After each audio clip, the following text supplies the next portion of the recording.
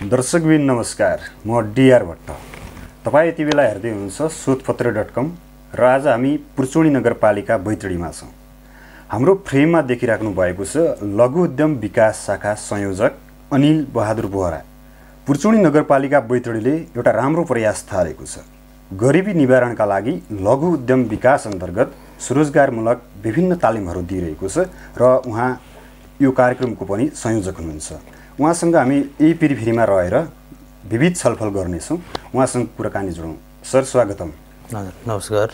गरिबी निवारणका लागि लघु उद्यम विकास अन्तर्गत स्वरोजगारमूलक तालिम भनेर त शीर्षकमै दिएको छ।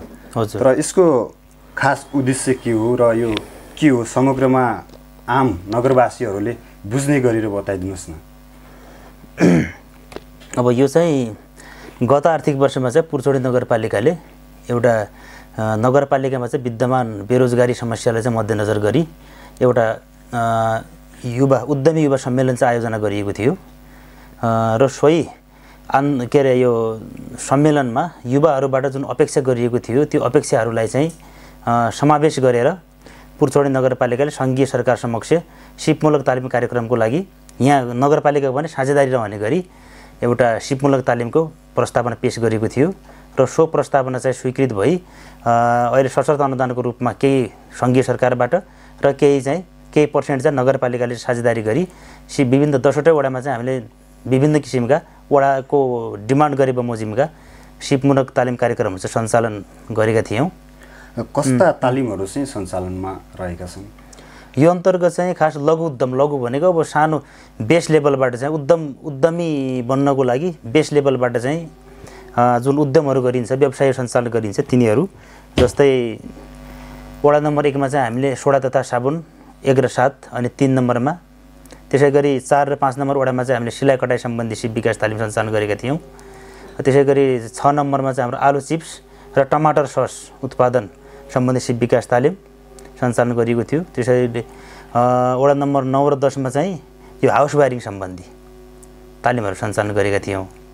त्यसै गरी अर्को त्यो साझेदारी अन्तर्गतकै जुन गत आर्थिक वर्षबाट सञ्चालन भएको थियो त्यसको चाहिँ फेज 2 सञ्चालन गर्नको लागि 2वटा वडामा चाहिँ सञ्चालन भयो। 8 नम्बर वडामा चाहिँ हाम्रो बुनाइ कम्प्लिट भयो।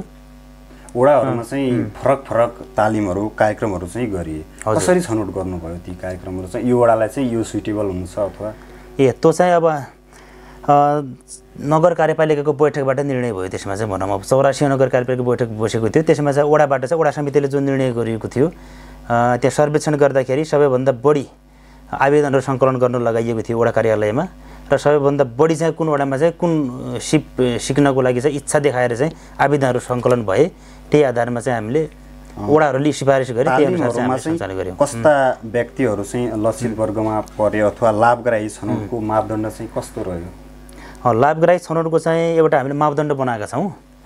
पुर्चोडी नगरपालिका सिपमूलक तालिम विकास कार्यक्रमको लागि लाभग्राही छनौट सम्बन्धी मापदण्ड 2081 भनेर त्यो मापदण्ड बनाएका छौँ। त्यही बमोजिम चाहिँ अब तुलनात्मक रूपले चाहिँ आर्थिक रूपमा चाहिँ कमजोर रहेका विपन्न अनि एकल महिलाहरू, त्यसै गरी अल्पसङ्ख्यकहरूबाट र पिछडा वर्गहरूबाट चाहिँ हामीले उहाँहरूलाई चाहिँ प्राथमिकता दिएर चाहिँ त्यसरी छनौट गर्ने गरी मापदण्ड बनाएका थियौँ। युवा युवतीहरू चाहिँ म्याक्सिमम हुनुहुन्छ। अहिले आवेदन पेश गर्ने नै करिब 90% भन्दा बेसी चाहिँ युवाहरू नै हुनुहुन्छ। यसको लक्ष्य चाहिँ कतिजना भन्ने त्यस्तो अथवा अहिलेसम्म कतिले चाहिँ तालिमहरू लिन सके? तालिम चाहिँ अब त उसको आधारमा छ हाम्रो। अब आवेदन सङ्कलन गर्नको लागि हामीले एउटा सार्वजनिक सूचना प्रकाशन गरेका थियौँ। 15 दिनको सूचना प्रकाशन गरेका थियौँ। सोही सूचना बमोजिम चाहिँ कुनै वडामा चाहिँ 15 जना, मिनिमम 15 जनादेखि म्याक्सिमम चाहिँ हाम्रो 30 जना एउटा वडाबाट चाहिँ एउटा कार्यक्रमलाई छनौट गरिएको छ। कुल मिलाएर झन्डै छनौटमा चाहिँ वडाले नै गर्नुपर्ने या ती तालिम चाहिँ लिँदाखेरि व्यक्तिहरू चाहिँ लघु उद्यम शाखा अथवा कसरी गर्नुभएको छ? त्यो सुरुमा सार्वजनिक सूचना प्रकाशित भए पश्चात अब आवेदनहरू चाहिँ सङ्कलन भए। त्यही त, आवेदनहरू धेरै आउन सक्छन् होइन, अब इच्छुक धेरै पनि हुन सक्छन्। त्यसमा चाहिँ त्यहाँ चाहिँ अब कोटा सीमित हुन सक्छ होइन तालिमको लागि। त्यो चाहिँ कसरी गर्नुभएको छ? त्यसमा चाहिँ जस्तो हाम्रो निर्धारित जति सङ्ख्या चाहिँ स्वीकृत भएको थियो कार्यक्रमको प्रस्तावना स्वीकृत गर्ने बेला त्योभन्दा चाहिँ बढी आउनुभएको जो लाभग्राहीहरू हुनुहुन्छ होइन, आवेदकहरू हुनुहुन्छ, उहाँहरूमध्ये हामीले वडा समितिसँगको सहकार्यमा कुन चाहिँ अब यसको लागि छनौट गर्न अलि योग्य हुनुहुन्छ उहाँलाई चाहिँ त्यो जो मापदण्ड बनाएका थियौँ त्यो मापदण्डमा टेकेर चाहिँ छनौट गरिएको हो। कृषिमा आधारित तालिमहरू पनि होला नि? कृषिमा आधारित तालिम अब कृषि भन्नाले कृषि उपजकै उत्पादन हुन त जस्तो मानव बाँस तथा निगालोबाट तयारी वस्तु उत्पादन सम्बन्धी तालिम पनि 2 र 3 नम्बरको साझेदारीमा चाहिँ सञ्चालन गरियो। त्यो पनि अब कृषि उत्पादनकै उपज हो हुन त हैन। अनि त्यसै गरी 6 नम्बरमा सञ्चालन गरेको आलु चिप्स र टमाटर सस पनि त्यही स्थानीय स्तरमा चाहिँ त्यहाँ आलु चाहिँ प्रशस्त मात्रामा फल्ने भएको हुँदाखेरि आलु र टमाटर अनि त्यही स्थानीय म्याटेरियलहरूबाटै वस्तु उत्पादन गर्ने भनेर चाहिँ ती तालिमहरू चाहिँ सञ्चालन गरिएको। अब पुर्चोडी नगरपालिकामा जसरी ससहरूको दियो टमाटर सस अनि साबुनको पनि सोडा आलु चिप्स अब त्यो पुर्चोडी नगरपालिकामा उत्पादित भएर चाहिँ त्यो बजारमा पाइन? अहिले चाहिँ बेसिक लेभलको तालिमहरू कम्प्लिट गर्नुभएको छ उहाँहरूले। अहिले चाहिँ अब जो चाहिँ उहाँहरूलाई हामीले एउटा समूह दर्ता गर्न लगाएको छौँ। जतिजना चाहिँ के अरे लाभग्राहीहरू हुनुहुन्थ्यो उहाँहरूले चाहिँ एउटा समूह बनाउनु पर्ने हुन्छ र यो हाम्रो उद्यम विकास समितिमा चाहिँ त्यो समूह दर्ता भइसकेपछि अनि उहाँहरूलाई चाहिँ एउटा प्रविधि सहयोगको कार्यक्रम पनि रहेको छ। हामीले चाहिँ जस्तो सिलाइ त्यो सम्बन्धित त्यो मेसिनहरू त प्रविधि हस्तान्तरण अन्तर्गत उहाँहरूलाई चाहिँ उपलब्ध गराइसक्यौँ र जस्तो यो सोडा तथा साबुन आलु चिप सम्बन्धी एउटा चाहिँ मेसिनहरू अलि कस्ट पनि बढी पर्ने भएको हुँदाखेरि अब फर्दर प्रत्येक समूहलाई चाहिँ कुन समूहले चाहिँ राम्रो गर्न सक्छ त्यो समूहलाई चाहिँ प्राथमिकता दिँदै सबै निरन्तर रूपमा चाहिँ सञ्चालन हुन्छ। उद्यमकै रूपमा चाहिँ हजुर लिने भन्ने छ। हजुर अब तालिम लिएका व्यक्तिहरूले सामान उत्पादन गर्यो भने बजारीकरणको लागि पनि आवश्यक पर्न जाला। बजारीको लागि के गर्न सक्छ? बजारीकरणको लागि चाहिँ एउटा साझा उद्यम घर स्थापना सम्बन्धी पनि कामहरू अगाडि बढेको छ। वडा नम्बर 1 मा चाहिँ स्थापना भइसकेको छ। त्यसै गरी अब एउटा यो हाम्रो सङ्कलन केन्द्र पनि भर्खर स्थापना हुँदैछ, अहिले चाहिँ बन्दैछ, निर्माणाधीन अवस्थामा चाहिँ रहेको छ। त्यो भइसकेपछि उहाँहरूले चाहिँ उत्पादन गर्नुभएको जुन चाहिँ तयारी वस्तुहरू छ त्यो चाहिँ हामीले त्यो सङ्कलन केन्द्रमा चाहिँ सङ्कलन गरेर नगरपालिकाले अगुवाई गरेर त्यसलाई सङ्कलन गर्ने र बजारीकरणमा चाहिँ आवश्यक सहयोग गर्ने भन्ने रणनीति अहिलेको चालु आर्थिक वर्षको नीति तथा कार्यक्रममा पनि समेटिएको छ। त्यो तालिमहरू सञ्चालन गरिरहँदा सहज सहजता कस्तो भइरहेछ? तालिम सञ्चालनमा अब यस्तो छ, अब छनौट हुनुभएको लाभग्राहीहरू हुनुहुन्थ्यो उहाँहरू अत्यधिक अब घरायसी कामलाई नै बढी फोकस गर्ने हुनुभएको कारण उहाँहरूलाई चाहिँ अलिक बढी टाइम चाहिँ दिनमा चाहिँ हाम्रो कमसेकम 4 देखि 6 वर्किङ आवर चाहिँ त्यो तालिमहरू सञ्चालन गर्ने भनिएको थियो। त्यसमा बल्ल बल्ल हाम्रो 3 घन्टा म्याक्सिमम 3 घन्टाको तालिमहरू चाहिँ अनि सञ्चालन गर्नु पर्यो। उहाँहरूको घरायसी कार्यव्यस्तताको कारण एउटा असहज त्यसमा चाहिँ भइयो। अनि अधिकांश चाहिँ म्याक्सिमम चाहिँ उपस्थित नभइदिने त्यो पनि उहाँहरूको घरायसी समस्याको कारणले हुन त। अनि अधिकांश हाम्रो तालिम लिने मध्ये 80% जति चाहिँ हाम्रो महिला दिदीबहिनीहरू हुनुहुन्छ हैन। उहाँहरू अब अधिकांश घरायसी काममा अल्झिराख्नु हुने हुनाले यता चाहिँ अलिक त्यति बढी चाहिँ जति दिनुपर्ने त्यति टाइम चाहिँ दिन सकिराख्नु भएको थिएन। पछि अनि मिनिमम हाम्रो त्यो 3 आवरको चाहिँ उहाँहरूले चाहिँ सबैले लिनुभयो। अनि अर्को कुरो यो प्रशिक्षकमा हाम्रो अब स्थानीय स्तरमा चाहिँ नगरपालिकाभरिमा चाहिँ प्रशिक्षकहरूको पनि हामी कमी नै रहेको पाइयो। अब त्यसमा सूचीकरणको लागि हामीले 2 चोटि सूचना खोलेको प्रशिक्षण सूचीकरणको लागि। त्यसमा चाहिँ थोरै कहिले 1 जना 2 जना फाट्टाफुट्ट त्यस्तो मात्रै आवेदनहरू सूचीकरणको लागि आवेदन पेश हुने। अनि पछि बाहिरबाट चाहिँ प्रशिक्षकहरू ल्याउनु पर्यो, अन्य जिल्लाहरूबाट अन्य पालिकाहरूबाट चाहिँ 3-4 वटा तालिम कार्यक्रमको लागि चाहिँ हामीले बाहिरबाट चाहिँ हायर गर्यौँ। अब तालिम लिइसकेपछि ती तालिमहरूको लागि प्रशिक्षण नै गर्न सक्ने गरी तालिम प्राप्त हुन सक्छन्। अबको चाहिँ त्यो अन्तिम हाम्रो नियमित रूपमा चाहिँ हामी आवेदन रूपमा चाहिँ अनुगमन पनि गरिरहेको थियौँ। अहिलेको प्रोडक्टहरू चाहिँ राम्रो उत्पादन हुनुभएको छ सबैजना। जुन वडामा चाहिँ जुन तालिम चले पनि त्यो उसमा चाहिँ बेटर गर्नुभएको छ।